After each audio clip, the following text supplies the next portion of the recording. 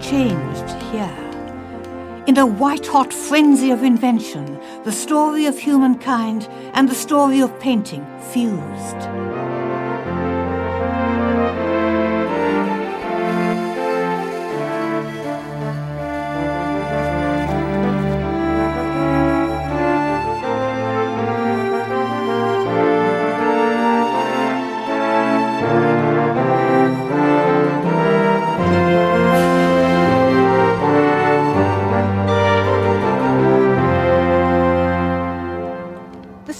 Florence, possibly the most important city in the story of painting, because it was the Renaissance city where Leonardo and Michelangelo and Botticelli lived and worked, painters who were going to make visible a new sense of what it meant to be human. But if you asked the great artists of the Renaissance where the dynamite of this new vision began to fizz and splutter, they would direct you to a small side chapel in the Carmelite church. They all came here to marvel at the work of a young artist, Masaccio, forever young because he died in his 20s, and the Renaissance begins with him. Adam and Eve being expelled from paradise, from the bliss of the womb into the hard, cold light of every day. And Masaccio makes them so totally credible to us, such different people. Adam's so unconscious of his body, but he hides his face. He can't bear the light of truth. Perhaps he doesn't know who he is anymore.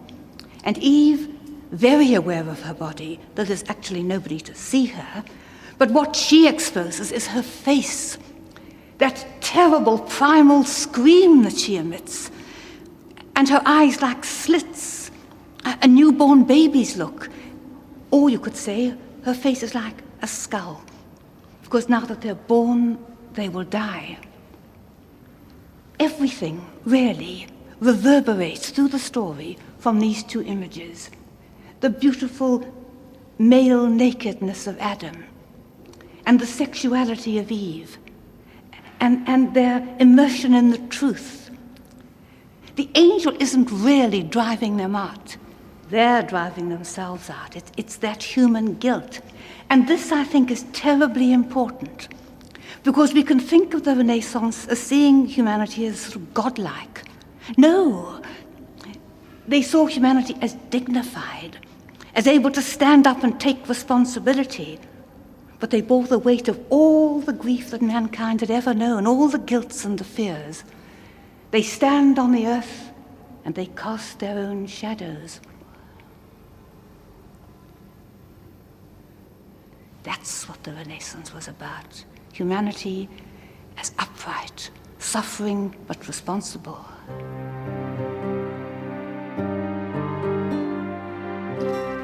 Artists need patrons, and the Florentine artists had the good fortune to find enlightened merchants and bankers in their own city.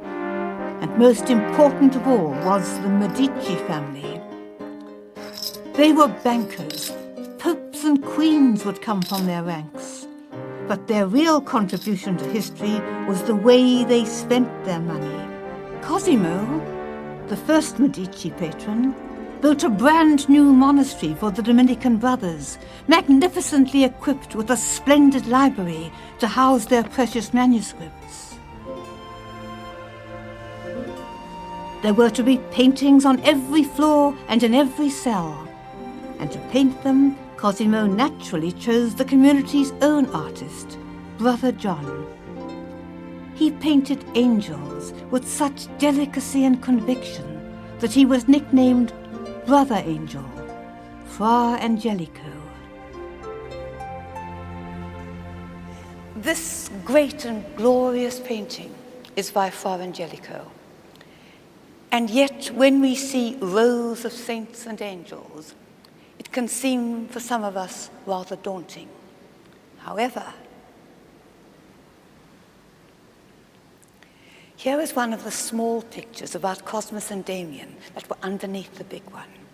And you can see fully the warmth and the wit and the great sophistication of Fra Angelico.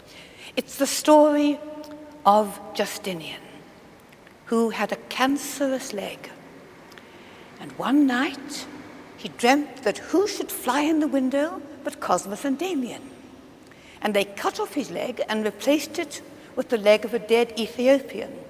So when he woke up in the morning, he was two-toned but cured. Now, it's a most marvelous little picture. The space is so real. There's the stool, there are the slippers. Notice two slippers.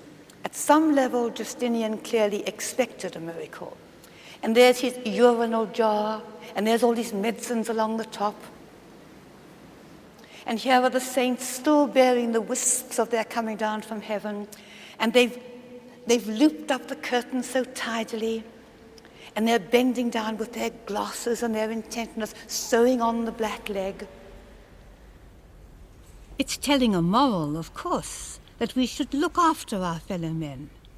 And no one could do it with such Renaissance freshness as dear Fra Angelico.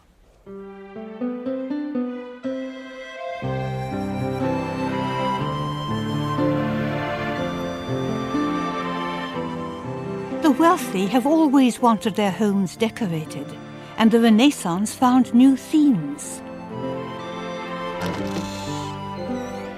Here at the Villa Lemmy, the paintings are not religious. No, these were images that the Renaissance scholars were now discovering, the world of mythology, muses, graces. The classical world was highly fashionable, and who more in tune with it than Botticelli? Here are his Mars and Venus, the god of war and the goddess of love. And the very shape of it, that long, thin shape, tells us that this was part of furniture, either a chest or over a door, but wherever the furniture was, it was bedroom furniture, because this is a portrait of lovers. And you know, Botticelli is so gracious and elegant, almost a garden party sort of painter. We don't often think of him as being humorous, but here he is. Because after their night together, Mars is completely worn out. He doesn't even hear the little satyrs making noises in his ear. Whereas Venus is as cool as a cucumber, not a hair out of place. And of course, since this was mythology, this is showing that love will always be stronger than war and will strip war's armor off. And Botticelli was very conscious of that. But what he wasn't conscious of, I think, was something in himself. Because he was a man who never found a partner. A lonely man. And look at these lovers, how apart they are. There's no oneness at all. You don't feel Mars minds all that much. He's just sunk in almost a brutish slumber. But Venus, for all that brave little smile, don't you think there's just an element of a woman facing loneliness? Mightn't many a Renaissance woman looked at this and felt that was a woman's life? And I think it's all those elements, the wit and the moral commitment which was so profound in Botticelli, and this unconscious understanding of what it meant to be alone, that gives this painting its enormous appeal.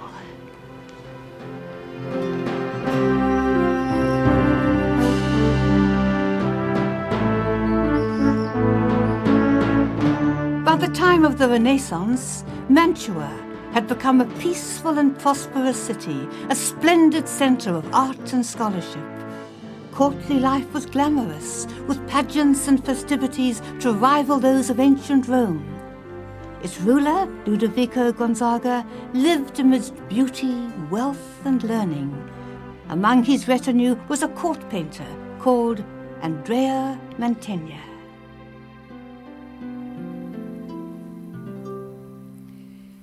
If Mantegna hadn't existed, I think we would have had to invent him for the story of painting, because he fills so many gaps. He's the only great genius from the north of Italy, so that keeps the balance. And he's the only great painter who worked officially for a court. The lucky court was Mantua, and the lucky family were the Gonzagas. Now, this had its advantages and its disadvantages. Advantage was that he had a steady income, more or less. The disadvantage, of course, was he had to paint the Gonzagas. And as you can see, they were not the most photogenic of families. I could also here kill another bird with the same stone, because in painting them, he shows something that's essential to the Renaissance: their great interest in sculpture. In the Greek and Roman statues they were digging up, Mantegna, above all, was fascinated by the solidity of the stone. And as you can see, he's got the ugly Gonzaga face, but he's painted them with that majesty, that sense of ordered nobility that goes with sculpture. Now, he does it very well, but I can't help feeling it was a chore, it was a duty. What he did for pleasure was that wonderful landscape behind, that magical city that never was, the Mantua of his imagination. And as you go along, the still more wonderful city over here, those strange, fantastic rock shapes, the weird castles. There was a great longing for freedom and excitement, I think, in Mantegna. And although physically he didn't have it, he lived here all his life. He had it in his imagination. But the even greater wonder of this room is the ceiling, the oculus, the eye, the round center. It's a wonderful piece of painting, open to the sky and all the cherubs round that balcony. But the real charm is something that was private to Mantegna and his great painting, because it all depended upon where you sat, and only the Duke sat over here.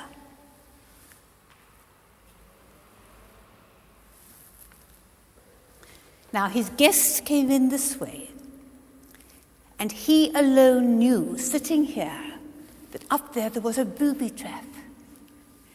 And it must have given him great satisfaction to think that all the people he didn't like were in grave danger of having that great tub fall upon their unsuspecting heads.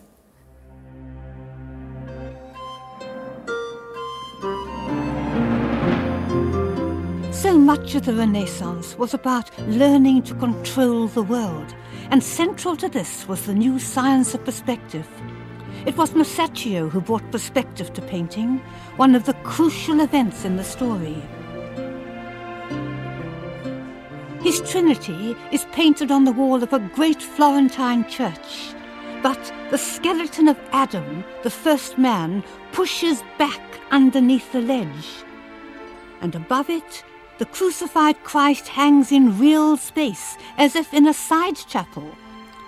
It's hard to believe that it's not real architecture, only paint. The technique was perfected in paintings like this, the ideal city, attributed to Piero della Francesca.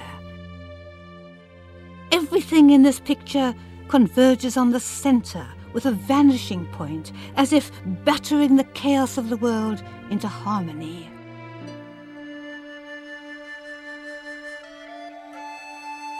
We're drawn into unpeopled streets, and there's an overwhelming illusion of other streets that must lie behind the temple, unseen but present.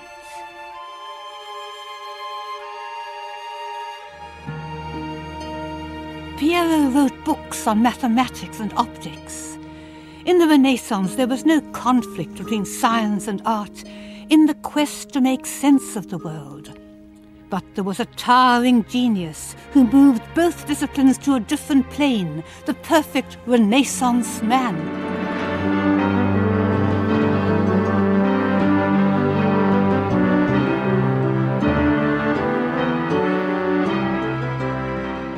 Leonardo, the man from Vinci. Born the illegitimate son of a small-town lawyer, he possessed one of the greatest minds of all time.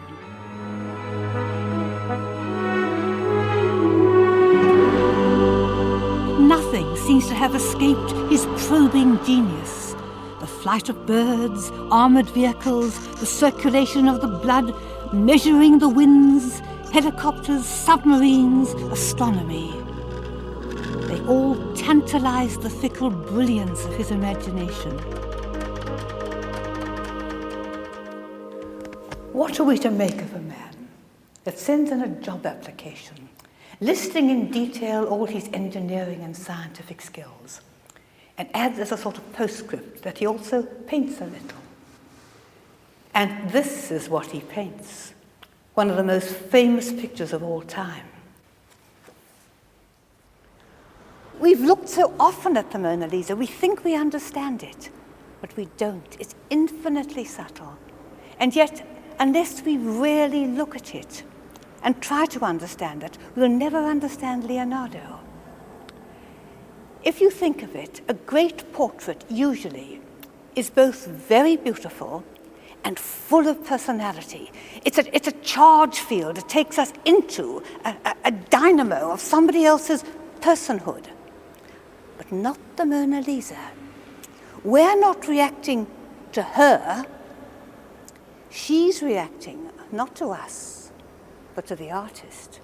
Remember, Leonardo was the most beautiful man of his generation. Great singer. When he painted, he usually had musicians there. And we know for certain that he never had an emotional relationship with a woman. Boys, yes, but that was it. So here is this merchant's wife, Mona Lisa, watching with amused interest, with a little secret smile, this beautiful, aristocratic-looking, influential man painting her. She knows exactly what she thinks, and she's not going to share it. And the wonder of Leonardo is that he's caught that. This look not of sharing her personality, but of looking at him and secretly smiling and keeping herself a mystery. And you can see behind, he's painted that wonderful vista of hills melting into one another, mysterious mountains and rivers, all suggesting, of course, the eternal mystery of womanhood. And she's probably sitting within smelling distance of her kitchen, and she knows that the eternal mystery of womanhood means something quite different to Leonardo than it does to anybody else she knows. And she's enjoying it. And Leonardo has the humility, really, has the genius to share the secret, I won't show you what I'm like, I'll just show you my reaction, personality with us. It deserves to be the greatest painting in the world, or at least the most famous.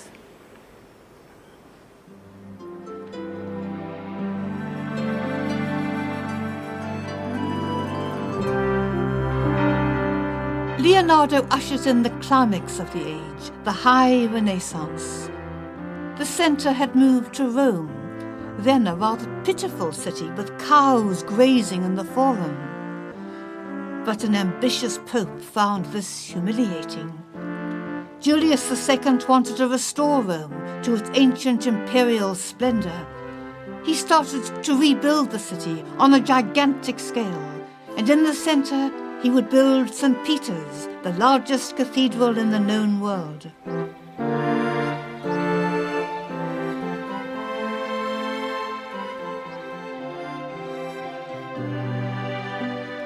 Julius had an eye for talent, and when it came to painting his own apartments, he chose a young sensation from the provinces, Raphael. He was only 25, and he was clever. All the paintings in this room celebrate the power of the papacy, from Julius right back to the first pope, St. Peter. St. Peter's been put in prison, and Raphael tells the whole story of how he got free by using light. On this side, you've got the steps leading up to the prison. And notice, by the way, the brilliant way he's accommodated, having to have that great window stuck in his space. And these stairs are the ordinary world. And they've got two sources of light. They've got the moon floating there in the sky, and they've got artificial light, which in his day is the torch. Now, they can see by that light, but it's confused, they're bickering, it's all lacking in clarity. But inside the prison, there's another light. There's an angel made of light and air, radiating an extraordinarily heavenly brightness, which nobody has ever seen, and St. Peter doesn't see it either. His eyes are shut. Like the guards, he's asleep. And in his sleep, he has a dream. He dreams he sees an angel who says he's going to take him out of the prison.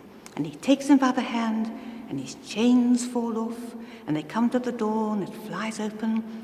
They walk down the stairs, all the guards are asleep, and they walk through the prison, doors opening, sleepy guards, nobody sees them, right out into the city.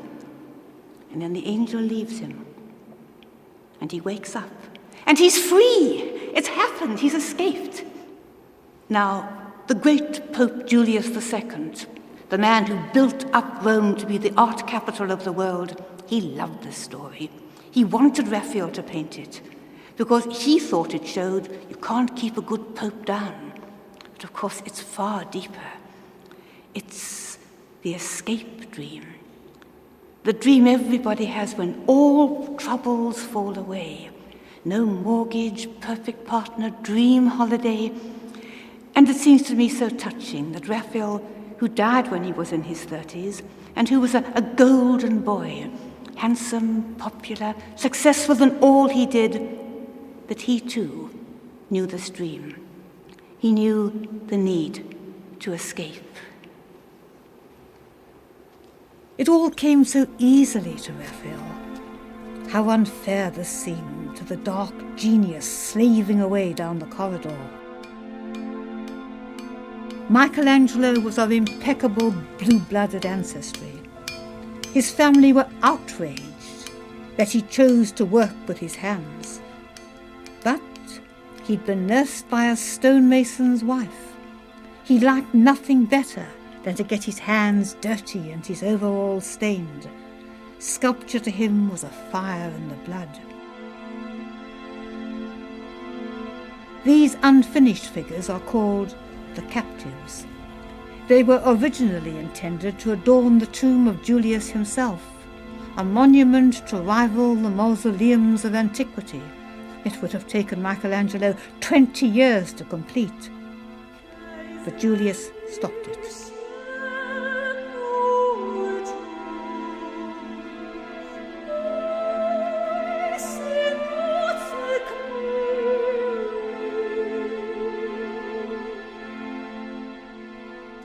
He asked him to paint a ceiling. Michelangelo hated painting. He thought he had no gift for it. And this is what he did.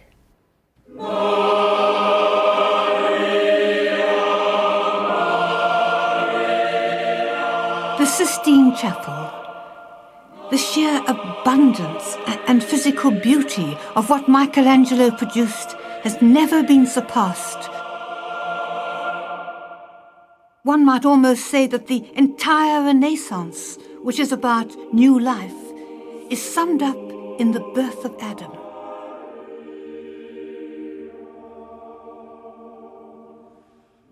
Adam sprawls there in his naked male glory, but he's not alive. All he can do is lift up a flaccid finger, and out of the clouds whirls down the god of power. In his great flying cloak, there's a world. Whether that's Eve or not, there's a human face there, looking straight at Adam's, with the eyes daring him to respond to the challenge.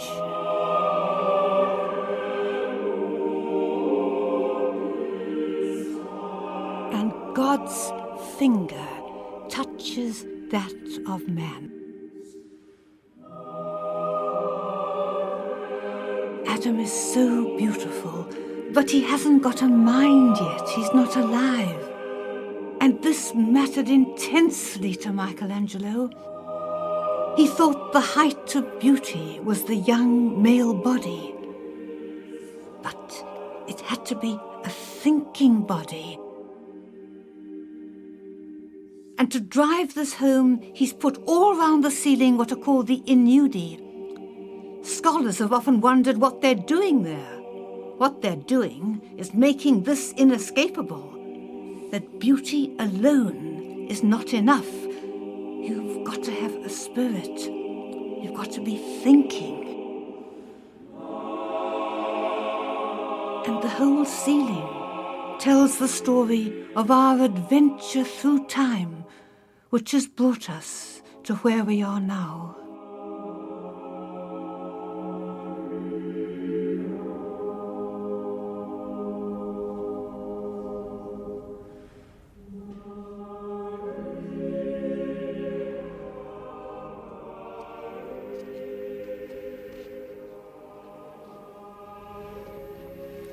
When he was in his 70s, another pope badgered Michelangelo into painting for him. But the conversion of St. Paul is very different from the Sistine Chapel. Here, all's in confusion. Christ plummets from the skies, knocks St. Paul off his horse, and he lies there. But it's not the face of the young Paul, it's an old face. The face of the old Michelangelo, and he lies there lost and bewildered. He's outlived the Renaissance, and he knows it. And he's looking with sightless eyes into the mysteries of the new post-Renaissance world.